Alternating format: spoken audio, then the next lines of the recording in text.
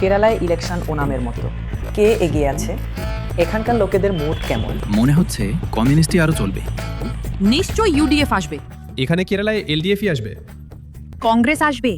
ওটা তো অবশ্যই এলডিএফ কমিউনিস্ট। কংগ্রেস দারুণভাবে ফিরে আসছে। কেউ এগিয়েও নেই, পিছিয়েও নেই। খুব টাফ হবে।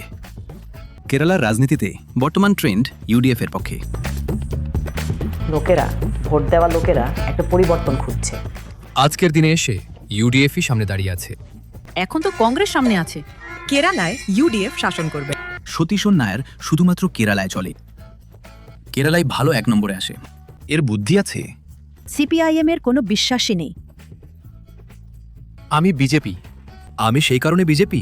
এতদিন ওরা শাসন করেনি। এলডিএফ এর পরে বিজেপি কিছুদিন শাসন করুক। বর্তমানে ত্রিভান্দ্রম কর্পোরেশন এটি বিজেপির নেতৃত্বে ছিল এবং আমি মনে করি তারা গত 25 বছরের চেয়ে অনেক বেশি পরিবর্তন এনেছে। আমি বিজেপি। বিজেপি? হ্যাঁ, কেন বিজেপি? আমি আরএসএস এর। বিজেপিকেই আসতে হবে। বিজেপি আসবে।